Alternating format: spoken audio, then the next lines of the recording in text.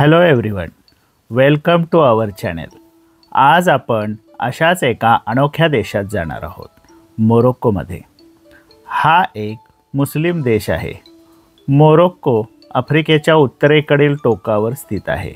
आम्ही आता मुंबईच्या आंतरराष्ट्रीय विमानतळावर आलो असून आमचे इथून कासाब्लांकाकरिता फ्लाईट आहे. आमचा गेट नंबर आहे 73.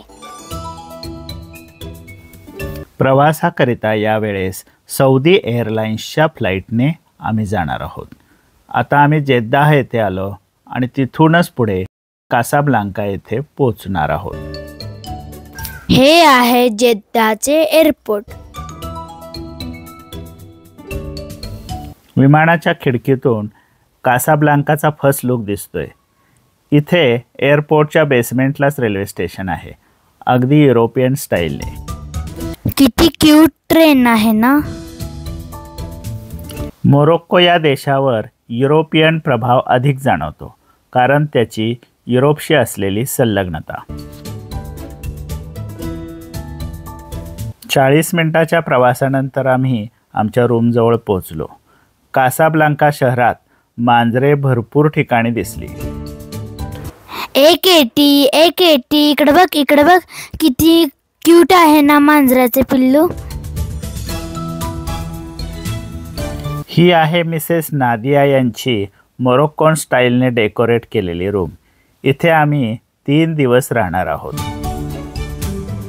वाव, किती छान रूम आहे. आंघोळ करून इथेच नाश्ता केला आणि लगेचच बाहेर पडलो सिटी टूरसाठी.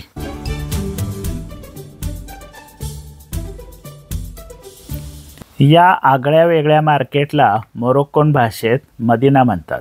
अशी मदिना मार्केट आता आपल्याला प्रत्येक शहरात भेटणार आहेत. छोट्या अरुंद गल्ल्यांचे जाळे आणि लहान मोठी दुकाने यांनी ही मदिना मार्केट नटलेली असतात. सावलीकरता याला जाळीदार नक्षीदार छत देखील आहे. हे काय आहे पप्पा? हा आहे आर्गन तेल काढण्याचा पारंपरिक दगडी घाणा. याच्यातून आर्गन तेल काढलं जातं. इथे शेजारील टोपलीत आहे त्याची पेंड, तर त्याच्याच बाजूला आहे आर्गनच्या बिया. पर्यटकांना आकर्षित करण्यासाठी इथे आयुर्वेदिक दुकानाच्या बाहेर अशा प्रकारचे घाणे लावलेले दिसतात. या अभूतपूर्व मदिना मार्केटमध्ये फिरण्याची मजा काही औरच आहे. हा आहे इथला धान्य मदिना, अर्थात धान्य मार्केट. आणि त्याच्याच बाजूला पुढे आहे भाजीपाल्याचा मदिना. इथे आपल्याला मोरोक्कोन स्टाईलच्या आणि आपल्या बऱ्याचशा ओळखीच्या असणाऱ्या भाजीपाल्यांची रेलचेल दिसते. आम्ही आता एका पर्यटन स्थळाला आलोय, सॅक्रेड हियर कॅथेड्रल. हे कासाब्लांकामधील एकमेव चर्च आहे. चर्चचे इंटेरियर खूपच विलोभनीय आहे. तिथून बसमधून आम्ही थेट सिटी सेंटरला आलोय. कासाब्लांका शहराच्या या मुख्य चौकाचे नाव आहे मोहम्मद पाचवा याचा स्क्वेअर. मोरोक्को हा 1,500 वर्षापासून मुस्लिम देश आहे.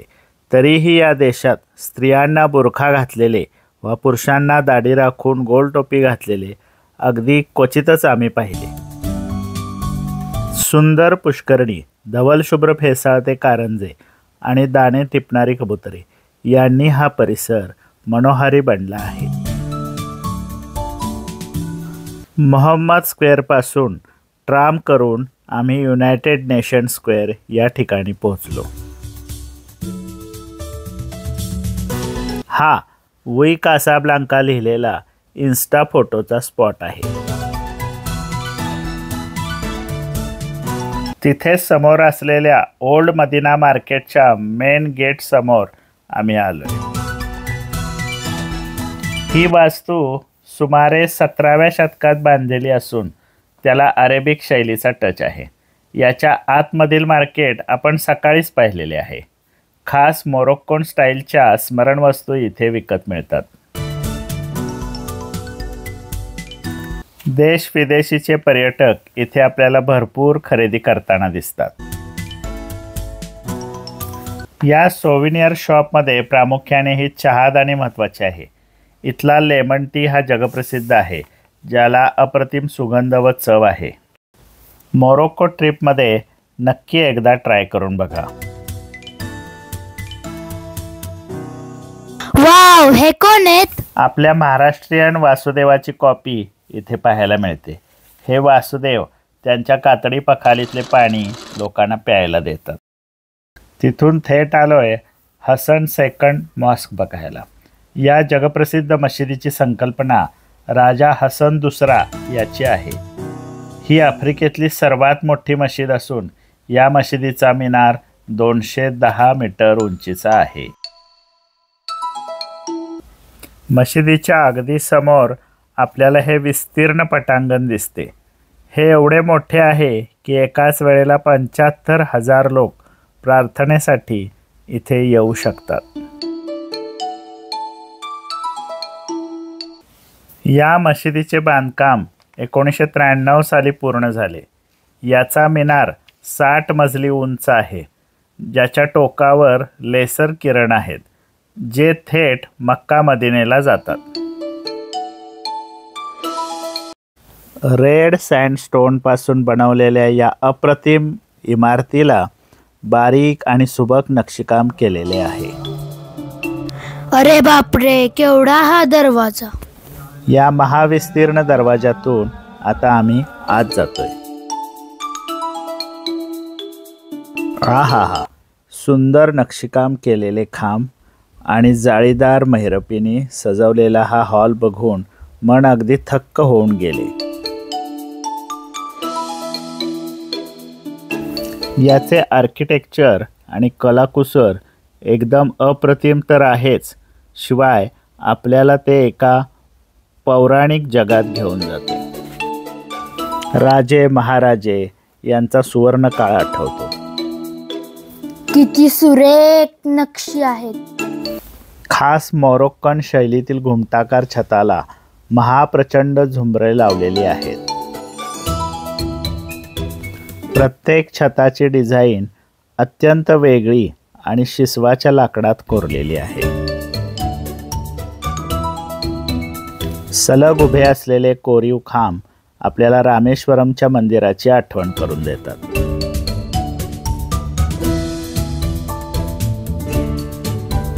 आता रात्र झाली आहे. आम्ही आता मशिदीच्या बाहेर आलोय.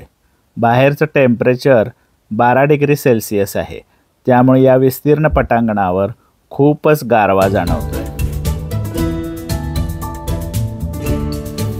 अटलांटिक महासागराच्या अगदी शेजारील खडकावर ही मशीद बांधलेली आहे, त्यामुळे हा परिसर अतिशय निसर्गरम्य आणि विलोभनीय वाटतो. शांत मंद लाटाने हाळीत आम्ही आता आमच्या रूमकडे परतलो. ए शुक बोक्या! घराजवळ हा गलेलट्ट बोका निवांत पहुडला होता. आमच्यासारखा तोही थकलाय बहुतेक.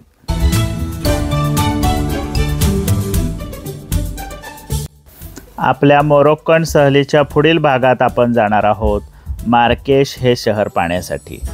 तोपर्यंत स्वस्थ रहा, आनंदी रहा, काळजी घ्या आणि सबस्क्राईब करायला विसरू नका. Bye bye.